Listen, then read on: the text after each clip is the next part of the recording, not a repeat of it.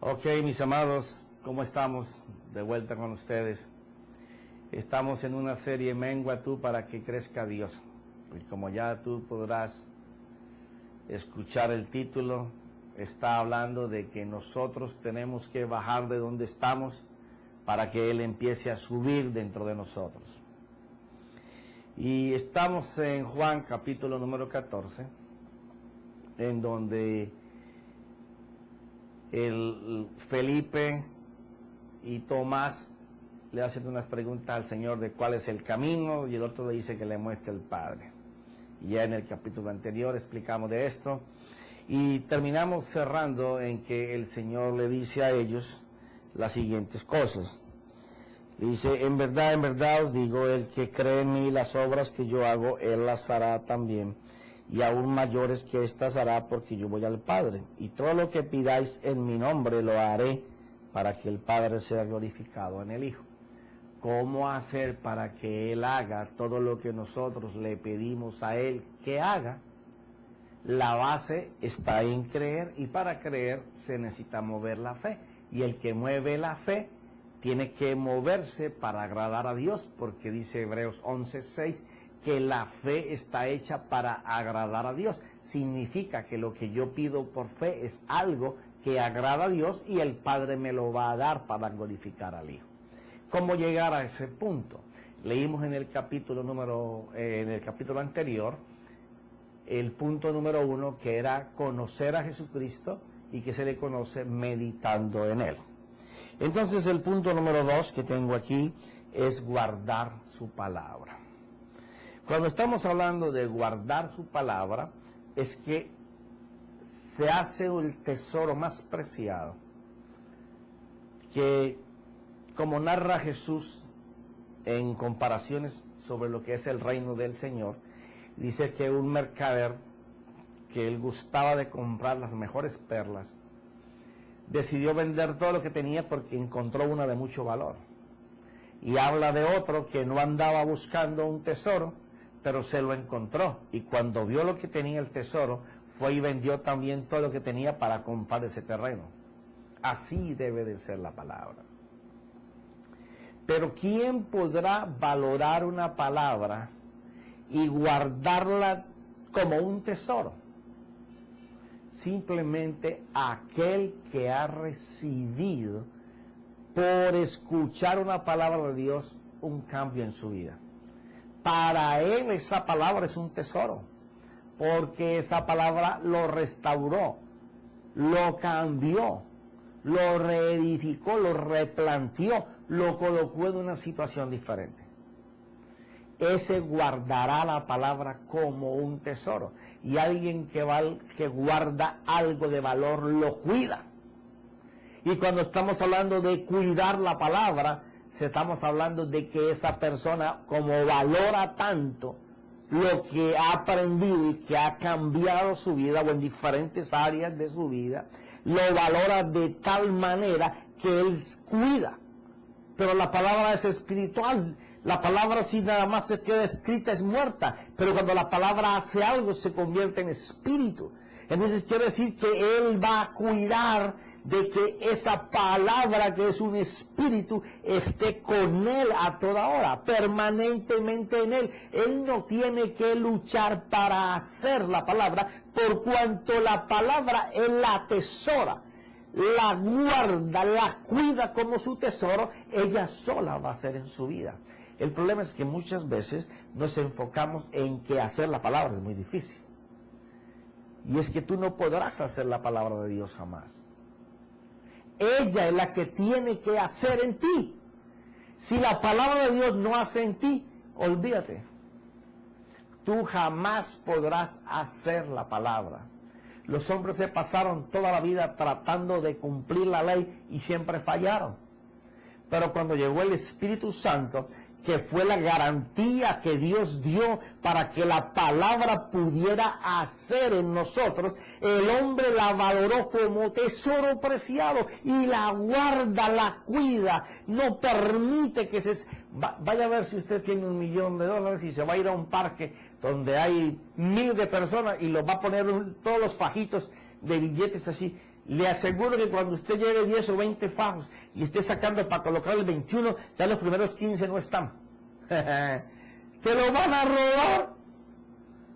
¿Quién se podrá apropiar de tu tesoro? Tu mente.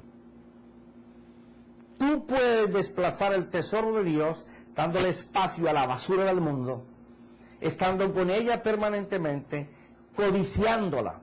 Y a lo último, el pecado de ella te amarrará a ti porque te codiciará hasta que peques. Como le dijo el Señor a Caín, el pecado está a la puerta y te codicia. Esa es la misma forma. El que no puede guardar la palabra es porque no le da valor. Y no le da valor porque para él solo han sido escritos. Porque si él hubiera dado valor, el espíritu de la palabra hubiera estado en él. Ese es el punto número 2.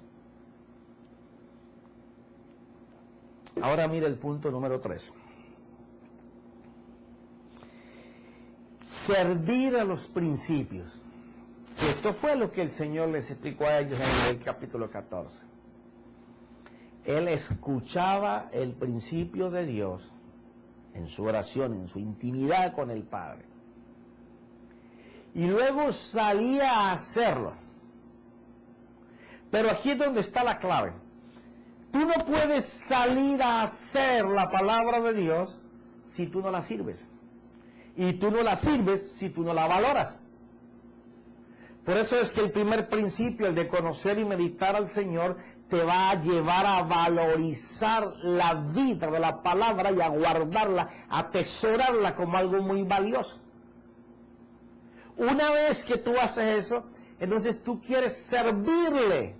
Así como el hombre le sirve al dinero y se esclaviza por él, a tal punto que muchos trabajan toda su vida para alcanzar fortuna y después en 2 o 3 años se gastan todo lo que tienen en médicos por los enfermos que están, o se mueren sin disfrutarlo y vienen los que no lo trabajaron y se lo gastan. De la misma manera, el que tiene la palabra de Dios y no la atesora, pues viene el enemigo y se la gasta. El enemigo la arrebata de ahí, de tu mente, de tus pensamientos, de tu corazón. Pero cuando tú sirves al principio, tu mentalidad está en lo que Dios va a hacer con ella, no lo que ella va a hacer para ti. Porque ahí es donde está la equivocación de conocer a Dios y creer que cualquier versículo aislado vamos a obligar a Dios a que se mueva como nosotros queremos. Pero cuando tú estás en el primero, que es conocer a Jesucristo por meditar en Él, atesorar la palabra, darle el valor que ella tiene, luego tú vas a servir a esa palabra. Quiere decir, cuando tú vas a salir a hacer algo de Dios para tu vida o en la vida de otro, tú estás caminando, es mirando el servir tuyo a esa palabra para que ella se haga. Ese es el problema por el cual la palabra de Dios no hace nido en el corazón del hombre. Que el hombre quiere hablar la palabra y que Dios deje su trono y todas sus cosas y venga aquí a postrarse de rodillas porque tú hablaste su palabra y como él debe de ser fiel a lo que él dijo, que él lo haga. Así no es, mi hermano. Así no es. Tú tienes que servir al principio de la palabra. Principio. Pero es que muchas veces la gente no sabe ni qué es principio. Ay, Señor. Voy a dar un chispazo para no meterme ahí en profundidades. Un principio es cuando tú comienzas a escuchar pensamientos. Y esos pensamientos comienzan a formar ideas. Esas ideas en tu cabeza comienzan a formar un concepto o varios conceptos. Luego tú visualizas y valorizas que esos conceptos son importantes y de valor para tu vida y comienzas a vivir por ellos. Eso es el principio de Dios. Eso mismo que te conté, puesto en la dimensión de la palabra de Dios. Y cuando tú valorizas esos conceptos y comienzas a vivir por ellos, tú empiezas a servir la palabra y entonces, es cuando Dios va a honrar lo que tú crees. Punto número 4. Son 10 puntos y quiero darlos en este tiempo. Tener una vida rendida a Dios es ser ungido para tener unción. Tener una vida rendida a Dios. Qué difícil. Te lo digo sinceramente que es difícil. Aún en mis días que todos los días le clamo porque yo pueda estar mucho tiempo con Él, es difícil. Y es difícil porque estamos tan acostumbrados a nuestras rutinas diarias, a lo que nos hemos propuesto hacer nosotros, a las cosas en que intervenimos física y mentalmente, en los lugares en que queremos estar y nos programamos de antemano para estar allí, obligaciones que nos colocamos encima, o las que se presentan, o las que tenemos que asumir como padres o empresarios o líderes. Entonces todas estas cosas comienzan a atropellar tu tiempo, porque el tiempo seguirá siendo igual, 24 horas, no va a cambiar. Lo que tenemos es que tomar decisiones y comenzar a desechar las cosas que no son tan importantes para que podamos sobrevivir o salir adelante en nuestras vidas, para ir dejando espacios para poder ungirnos para Él. Recuerda que la palabra ungido, y te lo recalco y te lo recalco y te lo recalco, ¿por qué razón? Me sería más fácil decirte separado para Dios.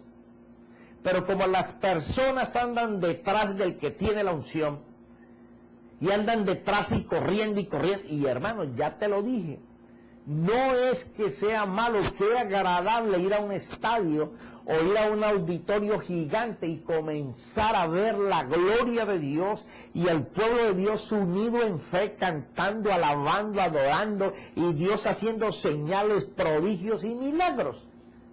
Pero eso es para participar y gozarse de eso, pero no te puedes quedar ahí esperando a que venga otro avivamiento en unos meses y entonces correr otra vez. Y entonces el tiempo en el medio estuviste vacío, un desierto, un pozo seco. No puede ser así. Tú tienes que tener el mismo alcance que aquel hombre o mujer que se ha separado para Dios. La diferencia entre él y tú es que él ansía, está hambriento de la presencia de Dios, de la potencia, de la gloria de Dios. Él reconoce el honor, la honra de poder llevar al Señor de la creación dentro de él para que él haga como él quiera. Eso es rendirse a Dios. Cuando nosotros no estamos en esa disposición de rendirnos a Dios, difícilmente, imposiblemente, no habrá manera de que tú puedas conocer la unción de Dios. Si tú no estás separado para Dios, habrá quien se podrá separar pocos tiempos. Media hora, 1 hora al día, 2 horas. Habrán otros de 3, de 4, de 5, de 7, de 10, de 12, de 15. Habrá quien podrá tener los días completos para Dios. Si tú estás en esa dimensión de comunión con Dios, es porque Dios está honrando tu búsqueda. Y Dios va a hacer lo sobrenatural. Antes necesitabas trabajar 50 horas para llevar a tu mesa, en tu casa, las cosas que necesitas para vivir. Pero por cuanto estás buscando el reino de Dios, lo estás deseando a Él, lo estás anhelando a Él. Mira, Dios en un de repente comienza a convertir las 50 en 40. Te da 10 para Él, más que no tenías. Comienza a ver la fidelidad en lo poco. Y como tú eres fiel en lo poco, te comienza a colocar en lo mucho. Dios comienza a traer gente a tu vida que van a ser parte de tu trabajo y te van a dejar rendimiento a ti, pero tú también tienes que saber que tienes que sacrificar. ¿Sacrificar qué, profeta? Gracias por preguntarme. A lo mejor tu estilo de vida, el derroche que te das. Porque ahora vas a tener que compartir tu economía con gente que te va a ayudar a hacer tu trabajo, que te van a dejar un margen de utilidad, pero posiblemente no como antes. Pero a cambio, tú tienes esa vida de comunión con Dios. Y por cuanto Dios ve que tú eres fiel con Él, tenías 50, te la bajó a 40, ahora tienes 10 horas más. Y Dios ve esa hambre, esa ansia de su presencia en tu vida. Dios dice, oye, quiébrenle 10 más. Ahora tienes 20 horas más de las que tú tenías antes. Y Dios seguirá trayendo por todos tus caminos bendiciones hasta que tú tengas 20 de trabajo y 30 para el Señor, más las que dabas antes. Y Él sigue viendo tu fidelidad y dice, bueno, ahora también te estoy dando más. Ya no estás en lo poco, estás en lo más y me sigues dando. Y cuando tú le das a Dios, Dios se enloquece. Ese es el corazón que le agrada a Dios. Imagínate que el rey David tenía su propio tabernáculo. Le hemos hablado en otra serie atrás, no sé en cuál. Primera de Crónicas, capítulo 25, creo que es, del versículo 1 al 8. Y él hizo grupos para estar 24 horas al día en el tabernáculo de David, que estaba cerca del tabernáculo del templo de Dios, en donde se adoraba con instrumentos y con cantores y con salmistas que supieran tocar y cantar en espíritu. Hasta en eso David era bien cuidadoso. Y no dejaba que se juntaran todos los maestros juntos. Él dejaba que los maestros se repartieran en los diferentes grupos, para que hubiera quien enseñara a los que estaban creciendo. Pero lo maravilloso de eso es que habían 4 turnos al día, de 8 horas, de 6 horas cada turno. Y cuando mis ojos se posaban sobre la Escritura, yo podía mirar cómo este hombre se separaba para Dios y buscaba esa intimidad con Dios, esa hambre, esa ansia. Dice la Escritura que el rey mismo manejaba 2 turnos y lo hizo por 31 años y era el rey.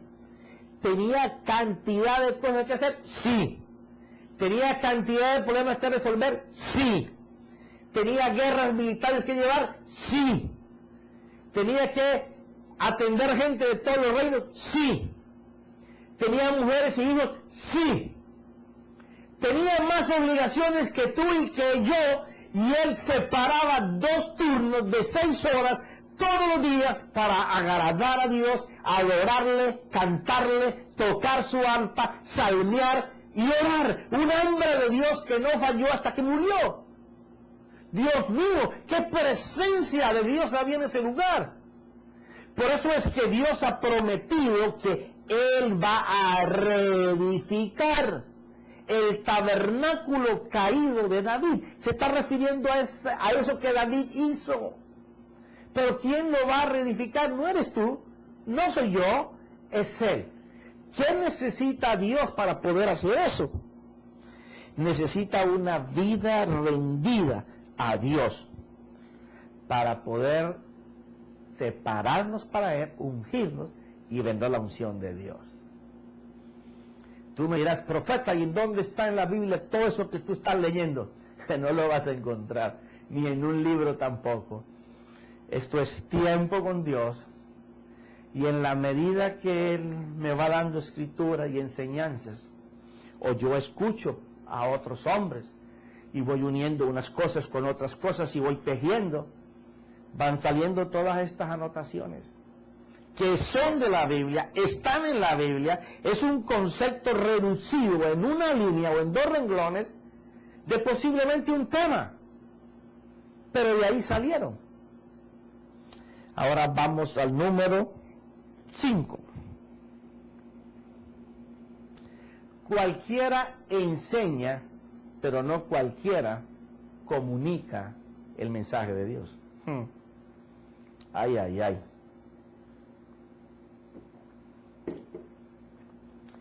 Cualquiera enseña, pero no cualquiera enseña el mensaje de Dios.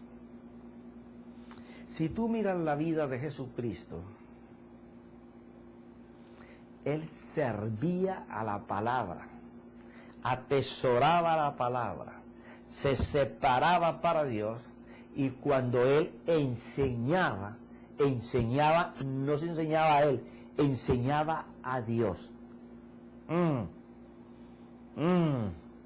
¿Y cómo es eso, profeta? Bueno, Él enseñaba el amor de Dios, Él enseñaba la misericordia de Dios, Él enseñaba el oportuno socorro de Dios, Él enseñaba la justificación de Dios. ¿Y cómo iba a ser? Enseñaba la santidad de Dios, enseñaba el valor a Dios por encima de todas las cosas.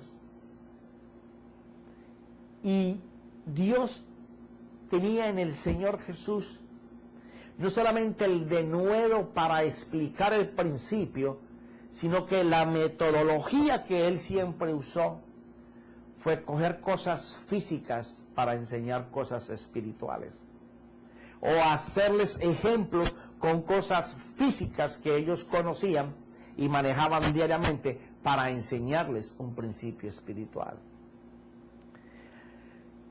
Cuando uno está tratando de enseñar, no debe de venderse uno ni de enseñarse uno. Uno tiene que enseñarlo a Él y venderlo a Él. En eso tú puedes mirar la vida rendida de una persona al Señor.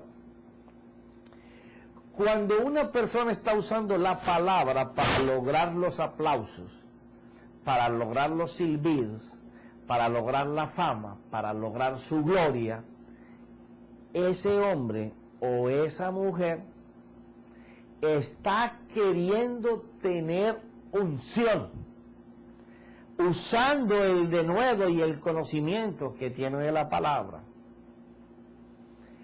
pero no estás mostrando el poder, la señal, los milagros de Dios. Y el mayor milagro de Dios es la transformación de la vida.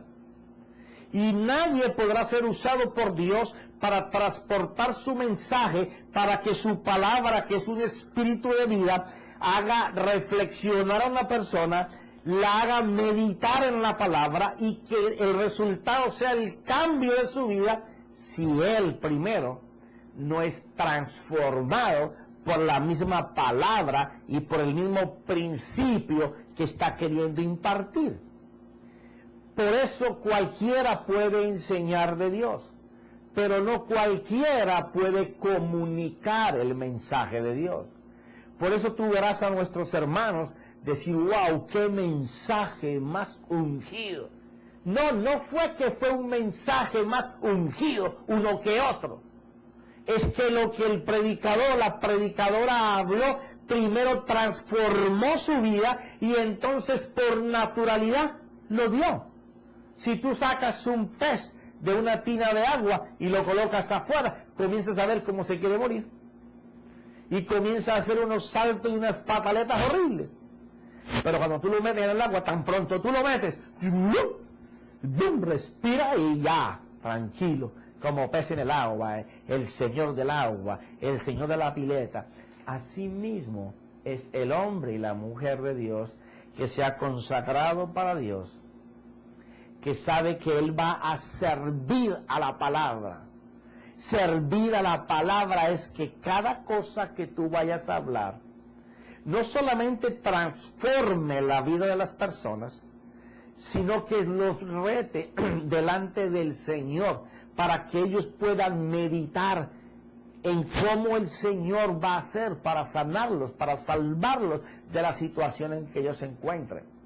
Porque entonces llevaremos un mensaje que ha venido del cielo, porque el hombre y la mujer de Dios escuchó lo que Dios quería que hablara e hiciera, entonces Dios hizo.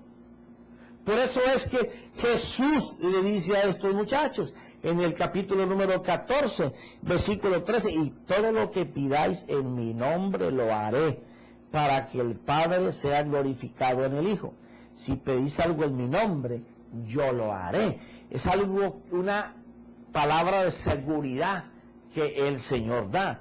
Pero para eso tenemos que estar rendidos, conocer a nuestro Señor Jesucristo, saber meditado en todas las maneras y formas que Él empleó para poder hacer, guardar la palabra como el tesoro más grande que nosotros podamos tener, servir a esos principios y estar rendidos para que la unción de Dios esté sobre nuestras vidas. Y que entonces el mensaje que demos no nos venda a nosotros, sino que venda la salvación y la redención y el poder y la gloria de nuestro Señor. Para eso hay que menguar. Para eso hay que quitarse uno, para que Él se ponga en uno. Eso es menguar para que Cristo crezca, para que Dios crezca. Entonces, dice el número 6, conoceremos que hemos llevado el mensaje de Dios cuando éste transforme vidas. Esto es importante. Esto es importante y muchas veces no le ponemos o le paramos atención a esto. Nosotros podemos llevar un mensaje muy alegórico, muy emocional, muy emotivo, mucha bulla, mucho salto, o muy pausado, así, delicado, que una armonía radial, como si del espíritu, tú sabes, cualquier forma.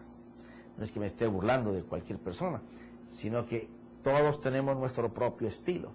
Yo soy muy emotivo, por ejemplo, cuando enseño. Sino que cuando nosotros seamos usados por Dios, por cuanto lo que quisimos fue servir al principio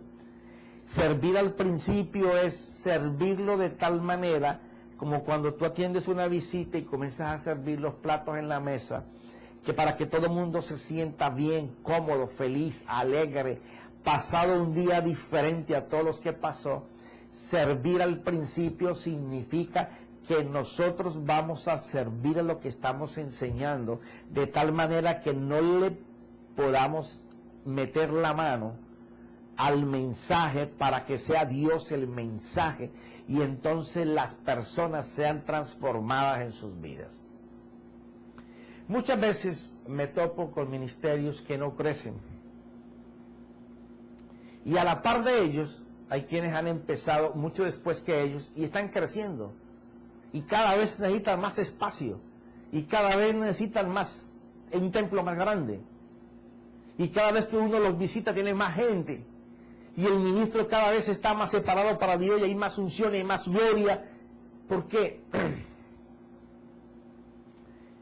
Porque la diferencia es que el mensaje que el ministro está dando está cambiando las vidas de las personas que lo está escuchando. A veces damos mensajes muy bonitos, pero no cambian la vida de las personas. Porque el mensaje que estamos dando se acomoda a que nosotros lo escuchamos de alguien, nos pareció bien, le pusimos algunos adornitos más y va para afuera. Pero resulta que no era la necesidad que Dios quería suplir y entonces las personas que estaban allí, sus vidas no fueron cambiadas. ¡Ah, qué lindo mensaje! Mira, yo no sabía que cuando David tiró la piedra lo hirió, pero que Dios hundió la piedra. ¿Cómo así? Yo nunca había oído eso. ¡Qué bonito ese mensaje! Bueno, sí fue bonito, pero no llevó un toque que Dios necesitaba para tu vida, para cambiar, tarde o temprano. Y yo digo que más temprano que tarde, la gente se va a ir.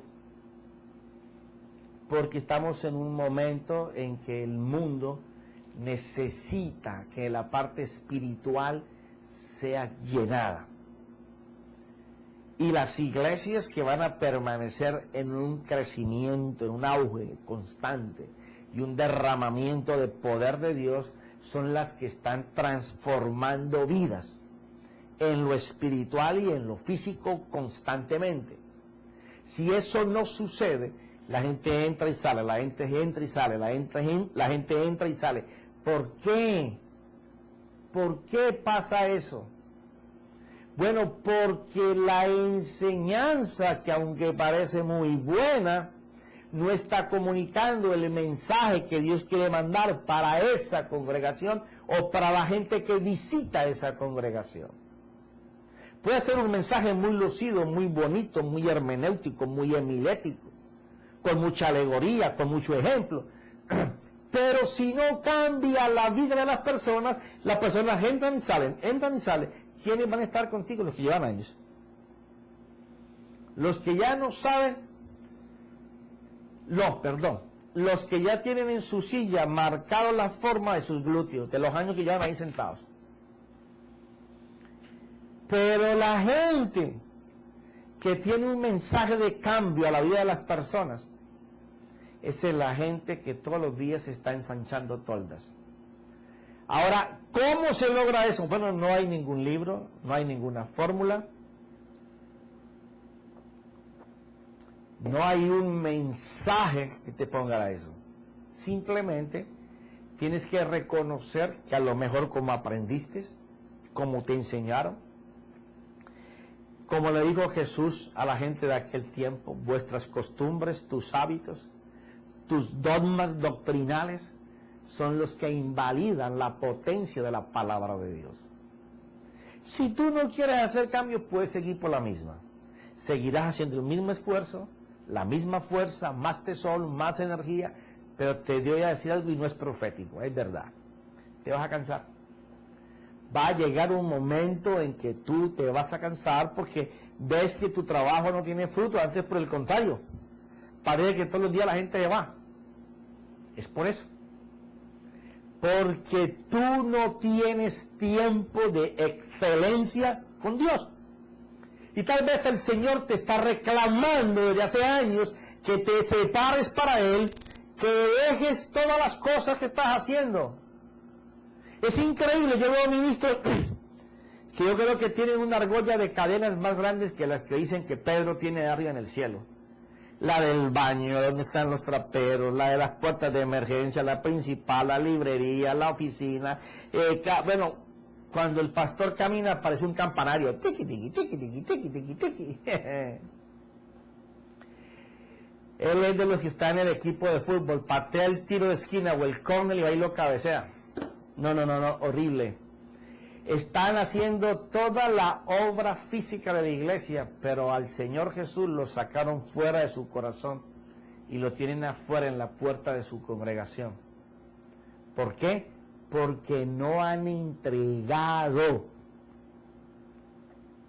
una vida rendida a Dios para que venga una enseñanza fluida del trono de Dios, en donde la gente sea cambiada, donde la gente sea restaurada, donde la gente vea venir del cielo un río del trono de Dios, que no trae solamente una palabra, sino que en la palabra viene vida, que en la palabra viene cambio, que en la palabra viene la respuesta a su necesidad, que en esa palabra que está recibiendo el Espíritu de Dios lo está quebrando. Y quiero decirte más, cuando esto sucede, que estos hombres y mujeres de Dios se separan para Dios porque saben que su trabajo es servir a Dios, no es servir a los hombres, entonces su tiempo está consagrado ahí, postrado, rendido a la palabra, a la oración, a la meditación, al tiempo con Dios. Cuando no enseñan, su sola presencia, su sola oración entre los hermanos, desata una unción de quebrantamiento en el alma de las personas. Las personas se quebrantan, lloran, gimen y no saben el por qué y no se ha dicho una sola palabra, pero es que hay una persona que se ungió, que se separó para Dios, y la presencia de Dios en su vida es tal de santidad que cuando él entra al lugar donde está la congregación, los espíritus malos comienzan a rentar, a salir, a llorar, a gemir, a quebrantarse, el odio, la amargura, la tristeza, todo comienza a explotar, a brotar por los poros de la gente. ¿Por qué? Porque hay unción, pero la unción está porque una persona que se ha separado para Dios está aportando al poder de la gloria, está aportando al Señor Jesucristo, está aportando la vida del Espíritu,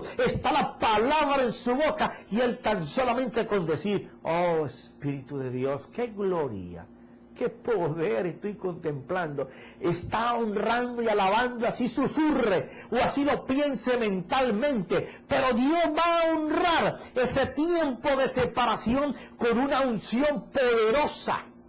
Entonces aquellos van a tener que ser madurados, destetados del tetero y la leche, para empezar a ser alimentados con manera sólida, donde el hombre de Dios comience a enseñar que lo que le está pasando a él y lo que está alcanzando y lo que está viviendo es por el tiempo de ungirse, de separarse para Dios, en donde él está atesorando la palabra como el mayor valor de su vida, que está meditando en oración, en reflexión, de pensamiento, en conceptos, en principio. Cuando el hombre de Dios se da de esa forma, la gente que está al otro lado está dándose cuenta de que ellos son importantes para ese hombre de Dios. No que el hombre de Dios es importante entre ellos, sino que ellos son tan importantes que él siente la obligación delante de Dios, el deber como ministro de poder enseñarles lo que Dios le ha enseñado de la misma manera para alcanzar el mismo nivel. Porque dice el apóstol Pablo en Efesios 4, capítulo 11, que los ministerios dados por Jesús son para ministración al pueblo de Dios, para que todos, no dice ustedes los ministros, alcancen la estatura del varón perfecto, la mente de Cristo, pero que ellos se queden enanos, se queden en alumnos. No, es para que lo que Dios me dé a mí, yo lo pueda sembrar en tu vida, para que tú puedas alcanzar igual, mejor o mayor nivel en el que yo estoy. Yo entiendo que solamente soy un micrófono de Dios a las naciones, pero yo sé que Dios tiene que hacer su parte. Yo le presto mi garganta, Él tiene que hablar. Yo le presto mi mente, Él tiene que usarla con sus pensamientos. Yo sé que mis cuerdas vocales tienen que expresar el poder y la unción de la palabra. Yo sé que todo mi cuerpo tiene que gesticular la presencia de Dios, porque para eso Dios me ha llamado. Pero si yo no tengo ese tiempo de meditación con mi Señor, si yo no atesoro y valoro la palabra como mi mayor tesoro, si yo no desecho todo para dejar que mi tiempo vuele todo para Él, yo no podré jamás poder presentar la unción de Dios en mi vida, sino que tendré que estar detrás de los que sí se separan para Dios y me enseñan su unción. Entonces yo ya sé que mi enseñanza no es mi intelecto, no es lo que yo estudie, no es lo que yo aprenda, es lo que Dios haga a través de su propia palabra, que se ha apoderado y que yo la he atesorado en mi corazón porque ha cambiado mi vida. Eso es menguar tú para que crezca Dios. Tú quieres menguar para que crezca Dios, pues la unción de Dios te va a perseguir, la unción de Dios te va a atrapar, la unción de Dios va a estar sobre tu vida y tú vas a poder deleitarte de las caricias del Espíritu de Dios, el toque del Espíritu de Dios.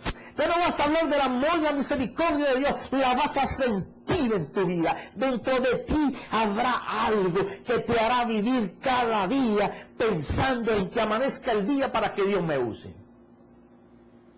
Pero todas las cosas tienen un fin momentáneo, y esta es una de ellas. Se nos acabó el tiempo. pero seguiremos hablando de los otros puntos que Dios me ha dado en este capítulo 14 de Juan. Te declaro lo que tú eres, un hijo separado, preparado por Dios, marcado para el servicio y la bendición y poder enseñar a ese poder de la gloria de Dios. No importa donde tú estés, Dios es experto en los caídos, en los enfermos, en lo vil y en lo menospreciado, para colocar toda su gloria y todo su poder. En el nombre de Cristo Jesús, Espíritu Santo, amén y amén.